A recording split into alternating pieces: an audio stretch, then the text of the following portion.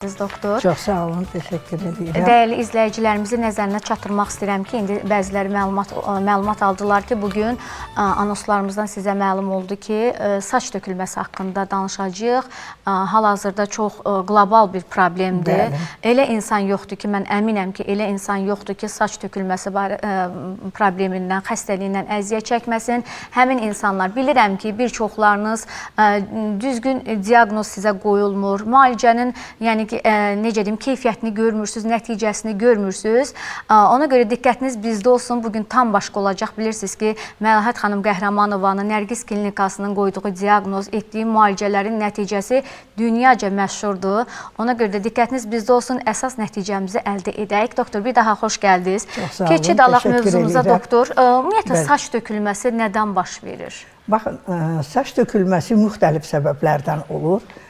İlk öncə də onu deyərdim ki, daxili orqanlarda gedən patologiyalar mütləq demək olar ki, saçda, dəridə özünü göstərə bilir.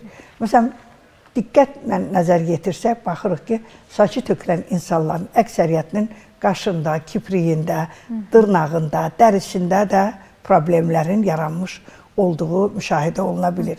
Saçın tökülməsi dedikdə, məsələn, 10 nəfər də gəlsə, 20 nəfər də gəlsə, bunların içərisində saç tökülməsi, hamısı deyir saçım tökülür. Amma tökülmə səbəbləri fərqli olur. Məsələn, bəzi insanlar deyir, filankəsin zobu var, Bəli. məndə də var, məndə tökülür, amma onda niyə tökülmür? Ya kimdəsə sevariya var, kimdəsə məsələn mədə bağırsaq problemi var, vitamin çatışmamazlığı var, hormonal problemlər, bəzən də stres faktorları, bunların hamısının saça birbaşa təsiri var. Mədə bağırsaq həzm sistemi orqanlarında gedən patologiyalarında böyük təsiri var. Parazitlərin də, qurd xəstəliklərinin də, virusların da, bakteriyaların da, infeksion xəstəliklərin də saçın tökülməsinə gətirib çıxarması mümkündür. Və mövsümü olaraq vitamin balansının azalması, orqanizmdə olan bəzi dəyişikliklər səbəbindən saçların tökülməsi müşahidə oluna bilər.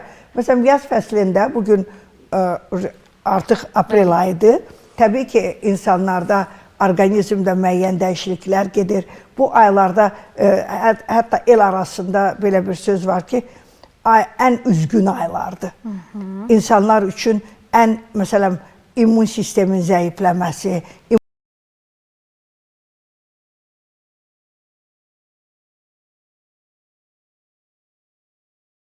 normal olmadığı üçün saçda öz təsirini göstərə bilir.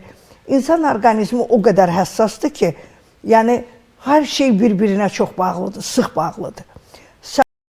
Saçlarımız hardan qidalanır? Bizim orqanizmamızdan.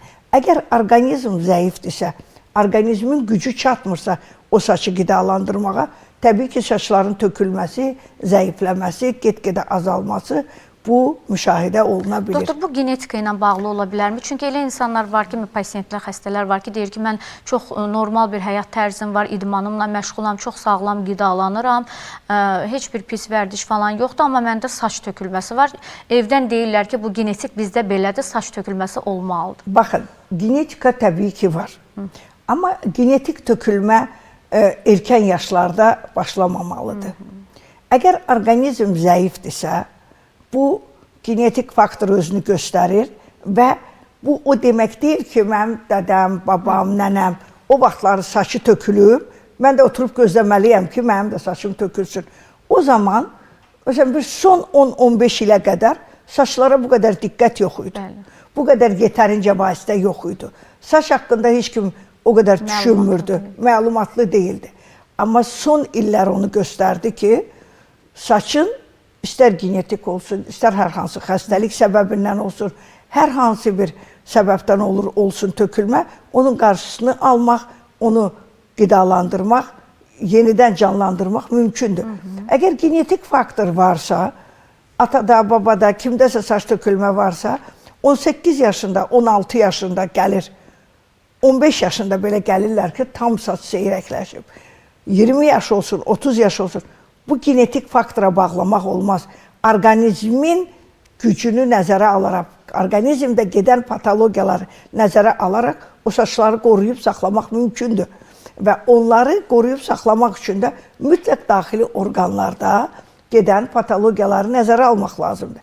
Əgər bir insanın saçında tökülmə müşahidə olunursa, bugün bəzi açıqlamalar verəcəm, bəzi bu difuzlu alopesiya, çapıqlaşmış alopesiya, məsələn, total alopesiya, alopesiyalar fərqlidir. Ümumiyyətlə, alopesiya nədir, doktor? Alopesiya da bugün kiçik yaşlı uşaqlarda saç tökülməsi dəhşət çoxdur və bu xəstəlik səbəbindən də əziyyət çəkənlər çoxdur. Bəzi valideynlər ona dırnaqarası baxır.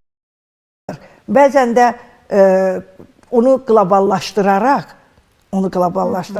hansısa bir xəstəliyi axtarırlar, saçın tökülməsini.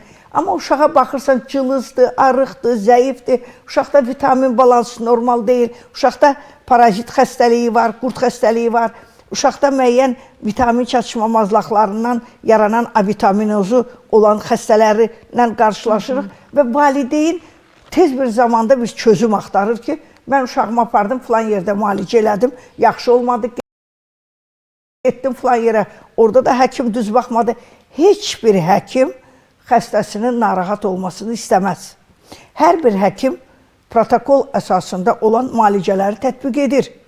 Hər bir həkimin də baxışı var və müalicə üsulu var, müalicə metodu var.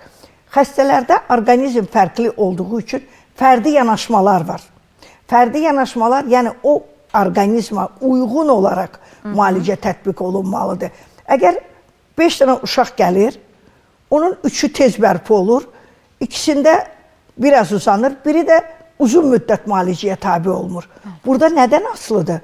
Burada orqanizmin ona cavab verməməyindən. Amma valideyn bayraq eləyir əlinə ki, həkim mənə düz müalicə eləmədi. Birinci oturan xəstənin hamısı gələn bu sözü deyir. Hər bir həkim normal müalicə təyin edir. Bəlkə o həkimin elədiyi müalicə sayəsində bugün sənin uşağının başında 5 tük qalıb. Həqiqət belədir. Amma insanlar bəzən bugün həkimləri çox günahlandırırlar. Həkimlər haqqında çox sosial şəbəkələrdə də, hər yerdə də lazımsız görürəm, məsələn, müəyyən tənqid edici sözlər var. Amma həkimin, hər bir həkim istəyər ki, xəstəsi yaxşı olsun, xəstəsi normal olsun, xəstələr yaxşı müalicə alsın. Saç o qədər həssas bir orqandır ki, saça adi saç kimi baxırsınız. Amma saçın özü 40-a yaxın hormona ürədicisi var. Hormonla qidalanır. Saç o qədər mürəkkəbdir. Biz bir 5 il, 7 il qabaq çox böyük araşdırma apardıq saç üzərində. Bizim hörmətli professorumuz Fəxrəddin müəllim Əsgərovla bir yerdə bu saçla bağlı fizioloqdur Fəxrəddin müəllim. Çox geniş araşdırmalar apardıq. Saçın funksiyasını, saçın yəni bərpasını o qədər bunun tələb olunur ki, müalicəsində diqqət tələb olunur ki, yəni sıradan bir müalicə ilə siz alopesiyanı müalicə eləyə bilməzsiniz. Hormonal problemlərlə, müalicələrlə eləyə bilərsən. İstənilən hormonu bütün dünyada bu belədir. Protokolda, saçda, Türkiyəyə gedirsən, Türkiyədən gələn xəstələr var. Hamısı müəyyən bəlli qarmonlardan istifadə olunur və müvəqqəti o saçlar çıxır. Və o saçlar qalıcı olmur. Xəstələr gəlir ki... Bu xəstəni aldatmaqdır da, doktor. Xəstəni aldatmaq deyil. Burada protokolla onun müalicəsi elmi təbabətdə budur. Elmi təbabətdə qəbul olunmuş müalicə budur. Hormonlarla müalicə eləyəcəksən. Ya da barışacaqsan bu keçəlliklə, bu saçla. İngiltərədən gələn xəstəmiz var, Belçikadan var, Almaniyadan var, Türkiyədən, Rusiyadan daha çoxdur xəstələrimiz. Mən bütün ilk öncə onların aldığı müalicələrə baxıram. Standart eyni preparatlardır. Standart hamının bildiyi, bütün dermatologların, bütün həkimlərin tanıdığı qarmonlardır. Bu qarmonlarla da alınan nəticə yetərli deyil. Bayaq mən qeyd elədim. Alopesiya dünyada tam elmə məlum olmayan xəstəlikdir. Burada tam bütün dünyada bunun müalicəsi qarmonlarlandır. Nərgiz klinikasında mənim fərqli müalicəmin səbəbi odur ki, Mənim öz patentlərim əsasında hazırladığım təbii məhsullar var, təbii vasitələr var və geniş mən tətbiq edərək bu müalicələri aparıram. Orqanizmin bütün patologiyalarını nəzərə alaraq mən bu müalicəni aparıram. Və o müalicə tam təbii olduğu üçün orqanizmə heç bir zərəri yoxdur. Saç, məsələn, 100 nəfər gəlir, onun da çıxmaya bilər. Amma ən azından 90 nəfərdə bu nəticə olacaq. Olur da. Amma heç bir həkimin, heç bir dünyanın heç bir yerində heç bir müalicə 100% mümkün deyil. Bəzən xəstələrimiz deyir, karantin verirsənmi, mənə zəmanət verirsənmi? İnsan orqanizmi üçün belə bir şey yoxdur. İnsan orqanizmi üçün sadəcə olaraq orqanizminin verdiyi reaksiya və orqanizmin verdiyi cavabdır.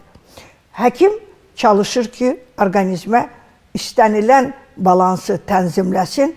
Xəstənin o balansı tənzimləndikdən sonra o saçların çıxması, saçların kökün qidalanması, orqanizmin gücü çatmalıdır. Autoimmun xəstəliklər var ki, bu autoimmun xəstəliklər sayəsində orqanizm cavab verə bilmir. Ona görə də bəzi, dediyim kimi, xəstələrdə bu mümkündür. Amma bizim aldığım müalicələrdə qaşın, kipriyin tökülməsi, saçın tökülməsi çox gözəl, tezliklə bərpa ola bilir. Bəzən xəstələr gəlir ki, androgen tipli tökülmələrdən, difuzna alopesiyalardan danışaq. Androgen tipli tökülmələr nədir? Buna kişi tipli tökülmələr deyirik. Qabaq hissədən seyrəlmə. Qadınlarda da, kişilərdə də bu çox var, bu çox yayğındır. Bəzən insanlar möcüzə gözləyir. Axı, sənin orqanizmin gücü çatmalıdır bunu yetişdirməyə. İstər mezoterapiyalar olsun, PRP olsun, bunlar yardımcı vasitələrdir. Amma sənin daxildən orqanizminin gücü çatıb o saçı saxlaya bilməyəcəksə, orada həkim neyə bilər? Sən orqanizmin gücünü, uşaqlardan bayaq niyə dedim? Valideynlər uşaqlar arasında olan saç tökülmələrə diqqət yetirmirlər. Aksiyamızı demək istəyirsiniz, Gəncədə olmalıyıq ayın 10-u. Mənə məlumat verməyiblər aksiya barədə, doktor. Yox, aksiya yox, ayın 10-unda biz Gəncədə olacaq. Yəni bunu yəqin ki, məlumat verilməyib, amma onu qeyd edeyim ki, ayın 10-u yenə də həkim kollektivindən bir yerdə bizim bütün həkimlərimiz Gəncədə olacaq. Gəncə sakinlərimiz bilirlər və buradan ətraflı məlumat yenə də təkrar verərik. Amma onu da qeyd edeyim ki, həmişə bizə müraciətlər çoxdur, çox yerdən deyirlər. Yəni ətraf rayonlar buyurub gələ bilərlər. Hələ ki, gücümüz Gəncəyə çatır. Bir də Bərdədə olacaq gələn həftələr ərzində məlumat veriləcək. Amma Gəncədə olmağımız ayın 10-undadır. Bəli, çox gözəl doktor. Deməli, 10 aprel tarixində Nərgiz Klinikasının həkim heyəti və Məlahət xanım Qəhrəmanova Gəncə sakinləri, ətraf rayon sakinlərinin yolunu gözləyir. Ekranda telefon nömrələri qeyd olunub. Öncədən yazılın, sağlamlığınıza belə peşəkar doktorumuzun sayəsində qovuşun. Doktor, davam edək mövzumuza. Bir izləyici mənə sual vermişdi ki, bu mən necə deyim ki, yaşım artdıqca, yəni saçım tökülür. Mən bunu qəbullanmışam. Yəni bu normal, elmdə bu doğrudan da belədir ki, yaş artdıqca saç tökülməlidir. Baxın, bu o qədər də doğru fikir deyil. Bəzən insan orqanizmində gedən dəyişikliklər sayəsində saç tökülür. Əgər onda hər hansı bir xəstəlik varsa, bayaq sadaladığımız xəstəliklər var ki, tiroidlərdir, hormonal balansın pozulmasıdır, mədə-bağırsaq sistemi çox önəmlidir. Çünki bütün lazım olan minerallar, vitaminlər, hamısı zülal olsun, yağ olsun, hamısı mədə-bağırsaq sistemindən sorulur. Vitamin balansı zəifləyərsə, orqanizmdə müəyyən revmatik xəstəliklər var, poliartritlər var. Bəzən elə xəstələr var ki, var, onda iş tökülmür. Orqanizmin gücündən asılı olaraq bunu qəbul eləməliyik. Baxın, bizdə xarici ölkələrdən gələn xəstələrlə biz eləyirik, məsələn, konsultasiya eləyəndə mən nəyi müşahidə eləmişəm? Bizdə, məsələn, saçın tökülməsi deyirik yaşla əlaqədar. Yaşla elə xəstəmiz olub ki, 76 yaşı olub xanımın, bugün elə gözəl saçları gəlib. Heç biz özümüz hərdən bu şeylə. Bu, məsələn, 10 xəstənin 5-də, 3-də ola bilər. Yəni, hamısında olmaya bilər. Yəni, xəstələr bunu qəbullanmalıdır. Əgər orqanizmdə müəyyən patologiya varsa, hər hansı bir xəstəlik varsa, onu səbəbindən saç tökülürsə, saçın güclənməsi, saçın yenilənməsi, saçın yeni tüklərin əmələ gəlməsi mümkündür. Çünki 80 yaşında xanımımız da olub ki, gəlib, məsələn, balzam gellərimizi alıb, gəlib ki, mən indi parikmaxırdan gəlirəm, mənim saçlarıma çox yaxşı təsir elədi və uzandı. Biz burada hər şeyi nəzərə alırıq. Orqanizmin gücünü, saçların dibində olan xəstəlikləri, bəzən qızartılı, yağlı, kəpəkli, seboreyası uzun müddət olan xəstələr var ki, dəri travmalıdır. Dəri xəstə dəri tükü necə saxlayacaq? Gərək dəri sağlam ola ki, o tükü saxlaya. Məsələn, görürsən, çox müraciət olur saçla bağlı, amma yaş fərqi mən deməzdim. Yaşla bağlı olan tökülmələrin də müəyyən səbəbdən tökülmənin qarşısını almaq mümkündür və çox insanlarda da yenidən bərpa eləmək mümkündür. Amma kiçik yaşlı uşaqlarda mən valideynlərdə daha çox günah görürəm. Valideynlər həmişə çözümü həkimdə axtarır. Amma evdə uşaqlarına verdiyi şərait, uşaqlarına yaşatdıkları stres, uşaqlarına verdikləri keyfiyyətsiz qida o uşağın daxili orqanlarında gedən vitamin çatışmamazlığı, paraziti olan xəstələrdə saç töküləcək. Uşaqlar gül kimidir. Onlar nə qədər diqqət, qayğı göstərsəniz, o qədər daha yaxşı olurlar. Adi bir gülə nə qədər qayğı göstəririk, necə açır, necə gözəl. Valideyn gedir, uşağa dərman alır. Gəlir həkimə. Həkim dərmanları yazır, verir. Amma bu dərmanları verməklə deyil, valideyn ilk öncə uşağın normal həyat tərzini təmin eləməlidir, qida rasionunu təmin eləməlidir. Əgər normal qida, keyfiyyətsiz qidadırsa, təbii ki, o saçlar töküləcək. Bəzi valideynlər də var ki, doktor, müalicəni qəbul edirlər, amma uşağa tətbiq eləməyə çətinlik çəkirlər. Sonra günahı həkimdə görürlər ki, yəni ki, uşaq müalicə elədim, pul tökdüm, yəni uşağa bir xeyri olmadı. Yox, baxın, hər şey oradan başlayır. 50% həkimin üzərinə düşürsə, 50% də valideynin üzərinə.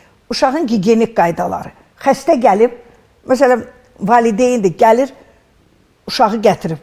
Uşağın başının yağı-iyindən, uşağın o pinti, natəmizliyini gözlə görmək mümkündür. Həkim ona neynəməlidir? Həkim gəlib sənin evdə uşağını yedizdirəsi deyil, sənin uşağa baxası deyil. Daraqlar tez-tez yuyulmalıdır. Çox gözəl mövzuya toxundunuz, doktor. Qısa fasilədən sonra mövzumuzu davam elətdirərik, əzizləyicilər. Bəli, mövzumuza qaldığımız yerdən davam edəcəyik, dəyərli izləyicilər. Amma bir daha bizim dəyərli Gəncə sakinləri nəzərinizə bir aksiyanı çatdırmaq istəyirəm ki, 10 aprel tarixində Nərgiz Klinikasının rəhbəri Məlahət xanım Qəhrəmanova və Nərgiz Klinikasının həkim heyəti sizlərin yolunu gözləyir, qəbullar həyata keçirəcək.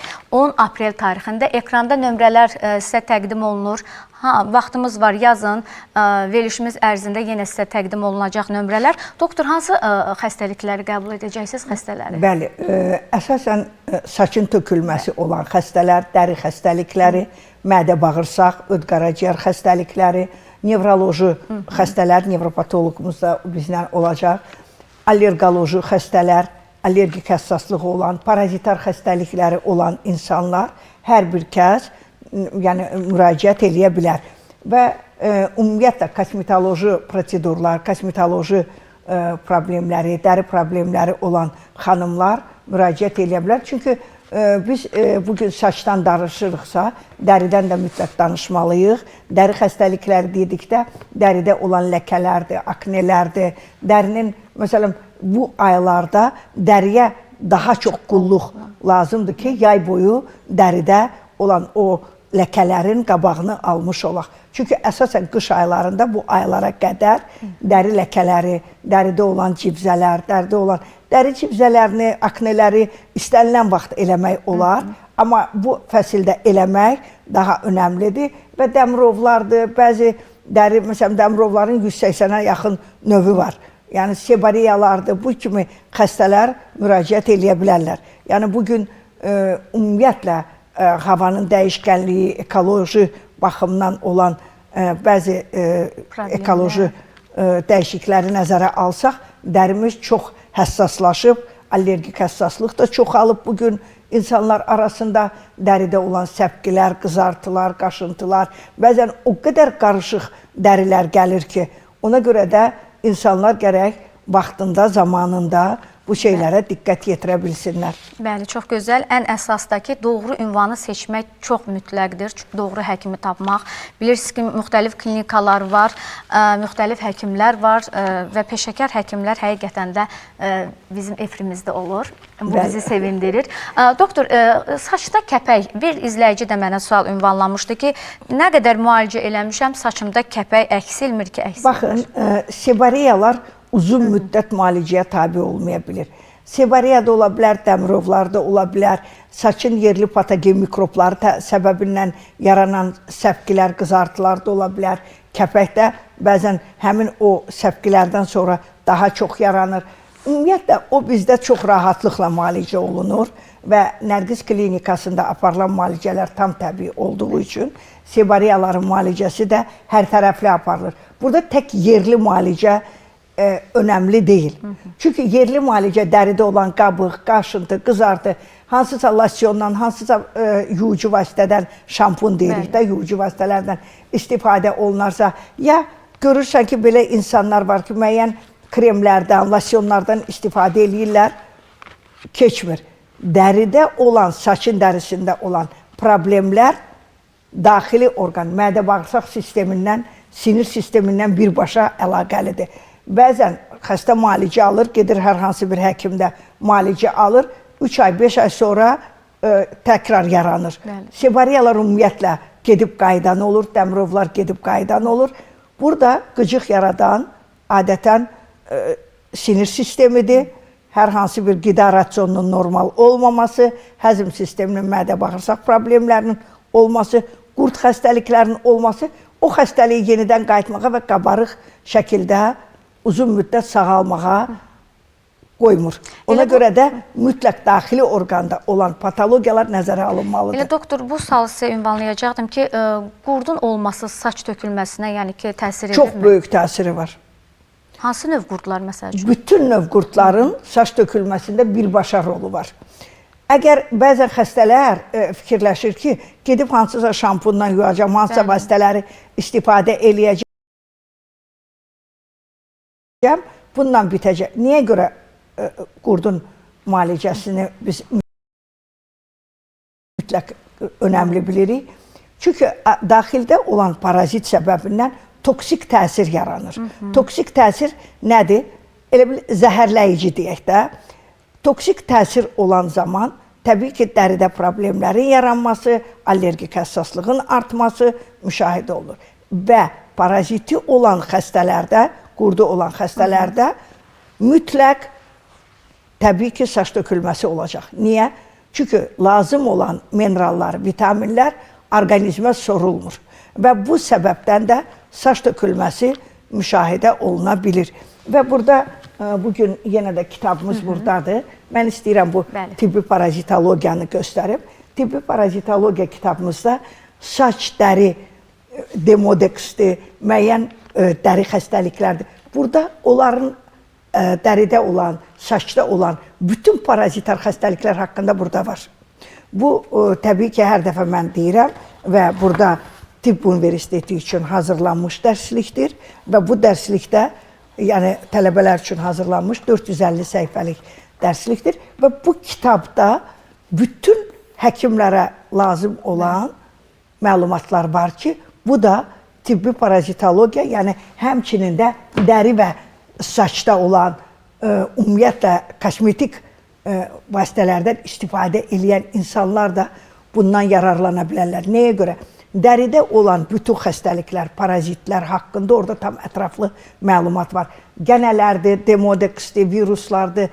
Məsələn, görürsünüz ki, patogen mikroblar səbəbindən yaranan saç tökülmələri var. Qurdun müalicəsini aparmadan orada, məsələn, xəstə gəlir, deyir, müalicə alıram, tökülür saçım, müalicə alıram. Bayaq mən toxundum ki, valideynlərin uşaqlara qarşı diqqətsizliyi. Bax, dəfələrlə olur, biz bunu görürük və şahidiyik.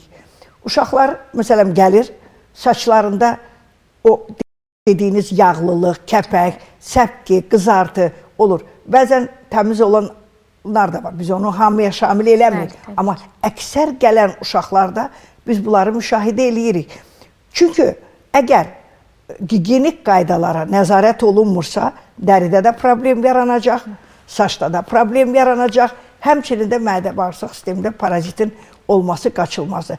Qurdun səbəbindən saç tökülməsinin əsas önəmli olan biri odur ki, immun sisteminin zəifləməsi, mədə-bağırsaq sistemində lazım olan mineralların, vitaminlərin orqanizmə normal sorulmaması səbəbindən saç tökülür. Biz demirik ki, qurd olan insanların hamısıdır. Kimin immun sistemi möhkəmdir, kimin məsələn müalicəsi vaxtında aparılırsa, onlarda olmaya bilər.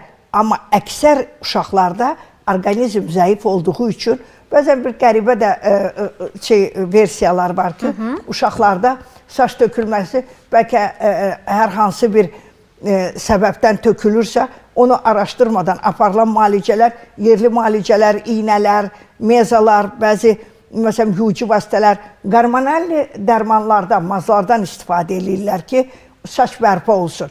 Əgər hormonal dərmanları siz istifadə edən zaman saç çıxırsa, təbii ki, sonra töküləcək. Bizim dəfələrlə olub belə xəstələri görmüşük ki, gediblər başqa həkimdə, müalicə alıblar, hormonal müalicə eləyiblər.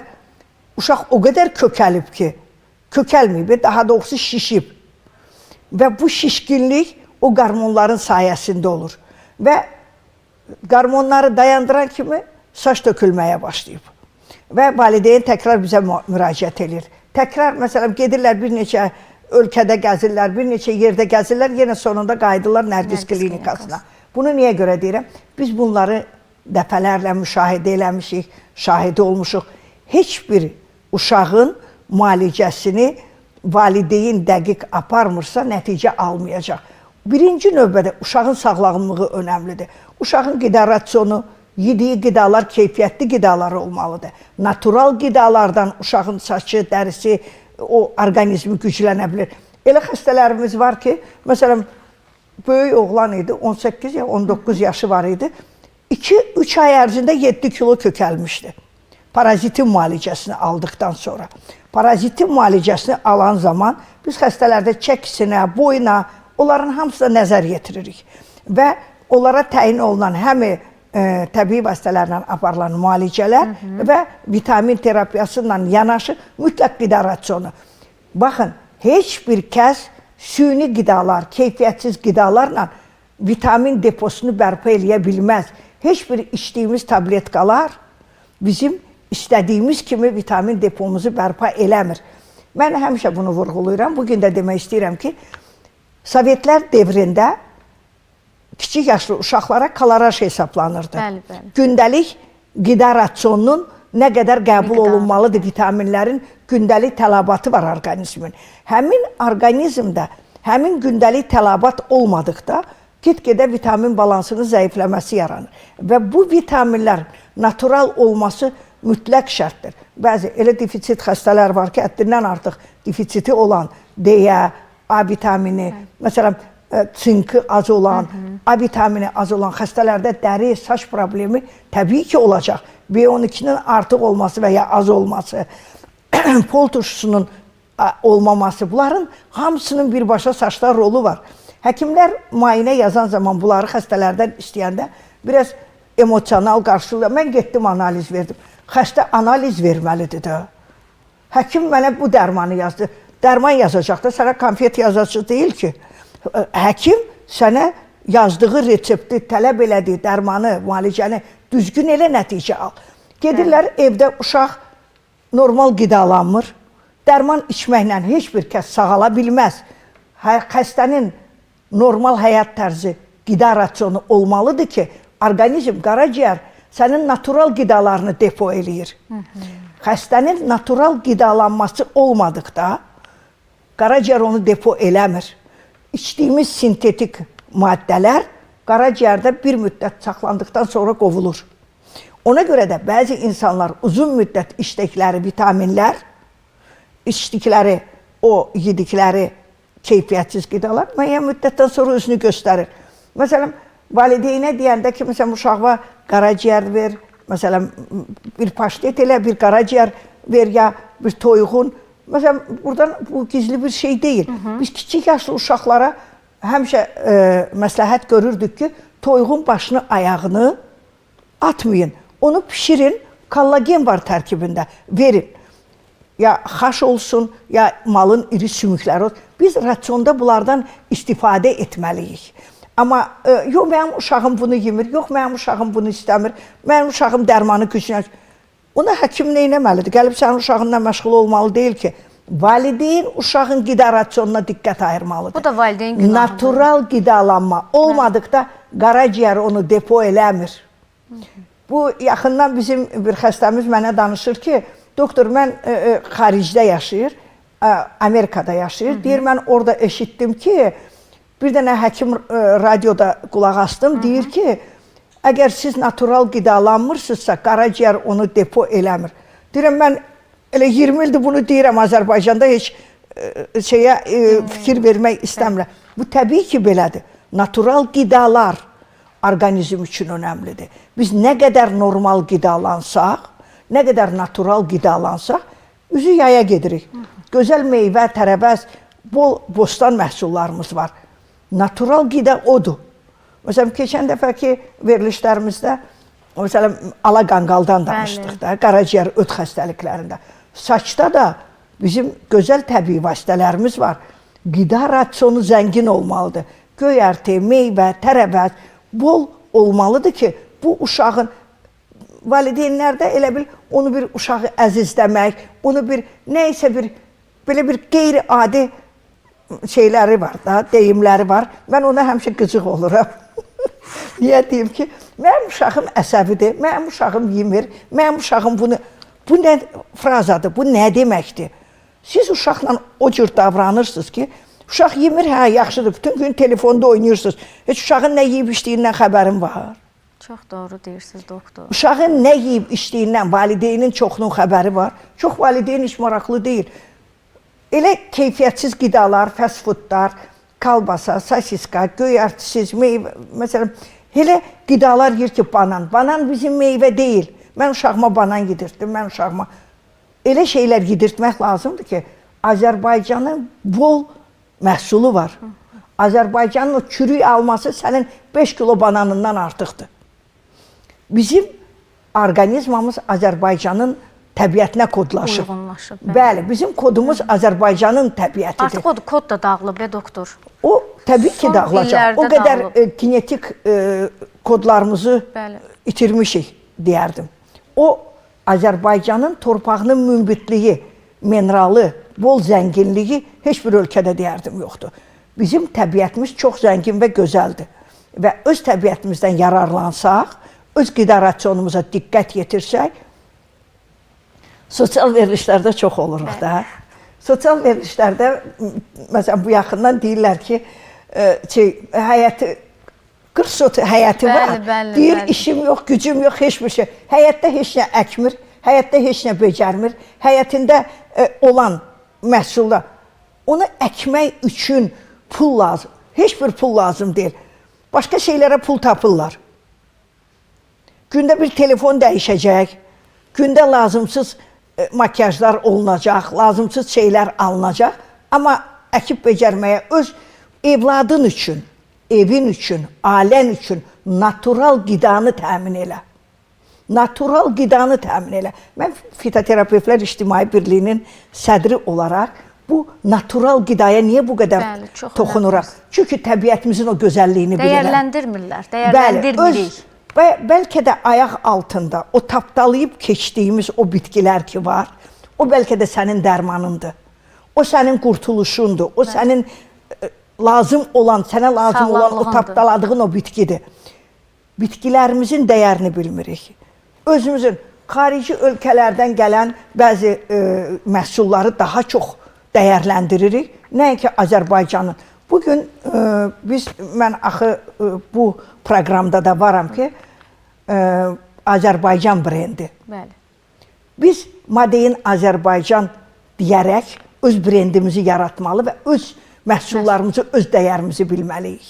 Və o bitkilər ki, bizim üçün önəmlidir, onların bugün çox gözəl istehsalı mümkündür və onu tarixən biz bunları həmişə depo eləmişik, evimizdə hamımızın olub. Aqlamur deyib, gökə çiçəyini o qədər bəhbəhlə axtarırlar. Bu bizim öz gökə çiçəyimizdir, doludur hər yerdə. Niyə sən türkün, başqa ölkənin gələn o adı sənə xoş gəlir, onu qəbul edirsən, amma sən öz bitkinin dəyərini bilmirsən. Qaraciyər üçün, mədə bağırsaq üçün, öd üçün, saç üçün bizim gözəl vasitələrimiz var. Mənim elədiyim müalicələr sırf Azərbaycanın bitkiləridir. Mən heç bir ölkənin dərman bitkisini nə təbliğ eləmirəm, nə də heç birini istifadə eləmirəm. Çünki Azərbaycanın dərman bitkiləri daha dəyərli və mənim orqanizmam, bizim orqanizmam üçün daha önəmli və uyğundur. Bugün Azərbaycanda olan dərman bitkiləri, bizim yamaçlarda olan, məsələn, Masallı zonasında bir yamaç var ki, Himalay dağlarını deyərdim ki, ardıdır. Məsələn, o bitkilər, orada bitən bitkilər ki var, bizim Ordubadda, Naxçıvanda, Yardımlıda, Qubada, amma hər bölgədə elə bitkilər var ki, bunlar bölgələrdə daha keyfiyyətli və effektiv olduğunu biz bilirik. Məsələn, mən hər verilişdə deyirəm, saç üçün o qədər mənim gözəl vasitələrim var ki, buna görə də hər dəfə mən saç danışanda, mən təbii vasitələrdən də daha çox danışmaq istəyirəm ki, insanlar anlamalıdır ki, İçdiyimiz bugün bütün Avropa, bütün dünya doğal tədavi deyir. Bu yaxından xarici ölkələrin birində böyük bir molekulyar biologiya elmi konferans keçirildi. Və o konferansda sırf təbii bitkilərin müalicəsi önə çıxdı və gündəmdədir. İtaliyanın özündə, məsələn, Avropanın bütün ölkələrində biz son axırıncı dəfə Belçikada olduq. Bu yaxından yenə Belçikaya bizi dəvət ediblər. Bütün Avropa Assosiasiyası, tibbi assosiasiya orada böyük bir doğal tədavi, yəni təbii vasitələrlə konferans keçirilir və mən də ora dəvətliyəm. Yəni bunu niyə vurğulayıram? Bütün dünya bugün natural müalicəyə üstünlük verir. Evinizdə uşaqlarınızın qidasına, qida rasionuna daha diqqət yetirsəniz, həkimləri gəzməzsiniz. Həkimlərdən danışırsınız, gileylənirsiniz. İlk öncə evinizdən başlayın. Bəli. Əgər bugün sən uşağını daxili orqanlarında gedən patologiyaların hansı səbəbdən yarandığını araşdırsan, baxarsan ki, ona verdiyin qida, ona verdiyin stres, ona verdiyin natəmizlik, bunların hamısının rolu var. Ona görə də qida rasionu zəngin olmalıdır. Saçların qidalanması üçün daxili orqanda gedən patologiyalar çox önəmlidir. Və mədə bağırsağı xəstə olan insanlar, mədə xorası, yarası olan, mən məsələn gələn, düzdür, testosteronun rolu var, məsələn, androgen tipli tökülmələrdə. Məsələn, mədə bağırsaq sinir sisteminin rolu var, total alopesiyalarda, mədə dəri problemlərində. Bunların hamısını, düzdür, onlar həkim deyil, amma bugün internetdə yetərincə məlumat var. Yetərincə həkimlərimizin çıxışları var. Bugün həkimlərimiz öz üzərində çox işləyir. Hamısı xarici ölkələrə gedir, ona pul xərcləyir, gedir konferanslara, gedir, öyrənirlər, gəlirlər. Bunların hamısı vəsait tələb edir. Heç bir həkim boşuna gəlib elmi dərəcə almır. O həddə yüksəlmir. Bunların hamısı həkimin zəhməti bəhrəsinə olur. Amma həkimin verdiyi müalicəni diqqət yetirsək, valideynlər daha, istər valideyn, istər yaşlı nəsil, istər böyük adamlar. Əgər məsələn, xəstə gəlir, deyir ki, məsələn, mən indi bayram ərəfəsində də, deyir, doktor, çox yaxşı idim, amma qida rasionumu pozdum və qida rasionunu normal olmadığı üçün şəkər bura, paxlava, biraz şirin şeylər yedim, yenə mənim dəri problemlərim qalxdı. Bu sənə deyilibsə olmaz demək olmaz. Sənin orqanizmin bunu qəbul eləmir. Doktor, sizə minnətdaram. Təşəkkürlər. O qədər maarifləndirici, dəyərli çıxış edirsiniz ki, adam sizdən ayrılmaq istəmir. Biz qısa fasiləyə ayrılaq, yenidən burada olacağıq.